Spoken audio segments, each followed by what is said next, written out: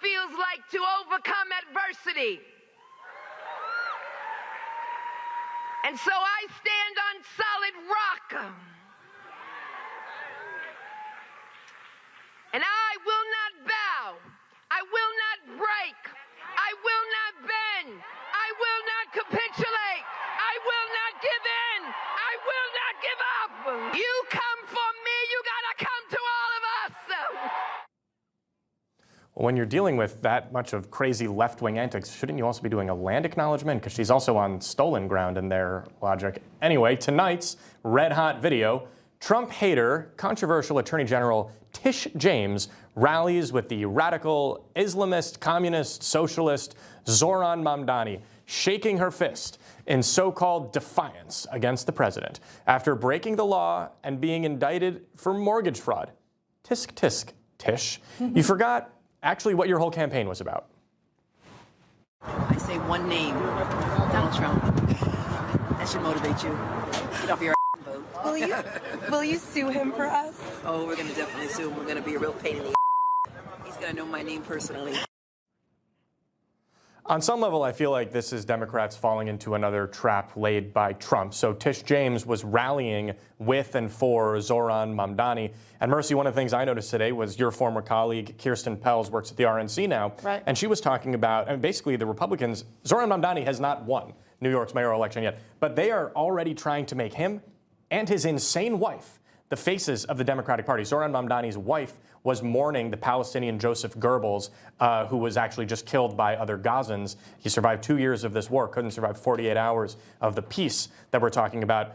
Is Tish James wise to be rallying with this crazy person? I first have to ask Jason, do I sound like that when I'm yelling?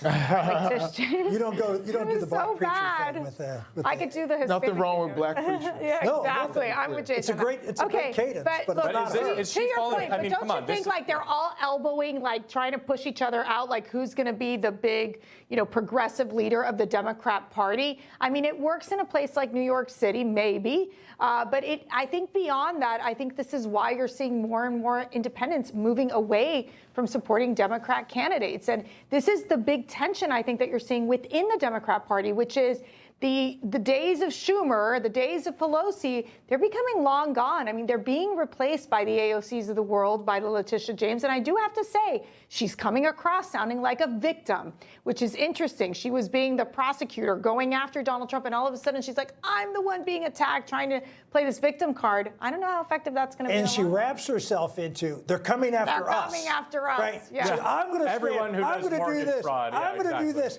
But they're coming after us. So here, Senator, doesn't that sound a little bit like I'm not getting indicted for me, I'm getting indicted for you? It sounds exactly like that. So if one's a victim, then the other's a victim. That's fair, except for the fact that she started it. She's the one who went after him specifically because he was Donald Trump. But now she's saying, oh, he's coming after me because I'm like you.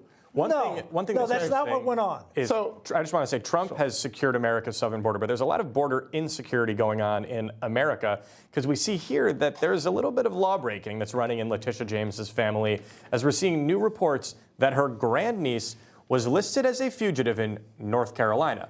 Now wait for this. The same grandniece has actually resided with her 3 children at Tish James's 3-bedroom house in Virginia, not North Carolina, since 2020. This is, of course, the property at the center of the federal bank fraud case against the New York Attorney General.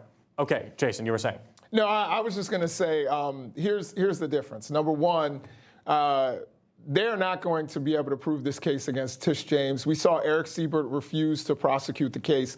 The other members of the office don't want to prosecute in the Eastern District of Virginia. So this is not going to go anywhere. She also corrected those errors that were in the mortgage. So again, the mortgage lender, you can't prove that she knowingly tried to defraud the mortgage lender. So it's not going anywhere. But Donald Trump went through a trial and actually was found guilty or liable in that civil court. So I think that's the big difference here.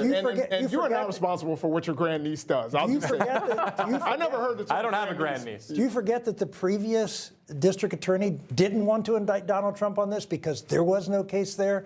They simply made up a case and put it in a jurisdiction where they knew they could get a guilty verdict because they hate Donald Trump. They had two attorneys on that jury, if I'm not mistaken. So it wasn't like people who didn't understand the law. It doesn't matter if they understand the law. They showed them the evidence, they and he was understand found they hate guilty. Donald Trump. Guys, we've talked a lot about Tish James's mortgage fraud here, but one of the things that I think is also interesting here is that she was at a rally, as we've mentioned, for the socialist, Islamist, communist Zohran Mamdani. You can't be a socialist and a communist. Those two things are not the same. Pretty close. It doesn't make sense to throw Islam in there either, but Zohran Mamdani's finding a way. Emily, one of the things that is interesting here is this has emerged as quite a divisive thing for Democrats. Tish James is endorsing Zohran Mamdani. Hakeem Jeffries has still not endorsed him.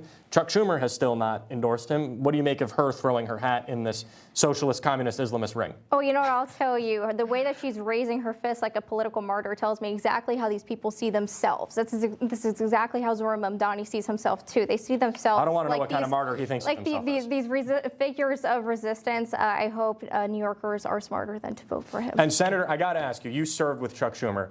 What the heck is going on with this guy? You know him probably better than any of us on this panel.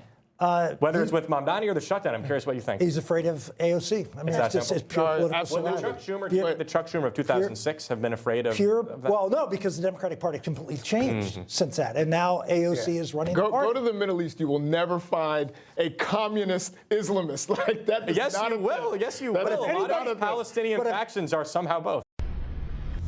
Information. Truth is freedom. Is Newsmax.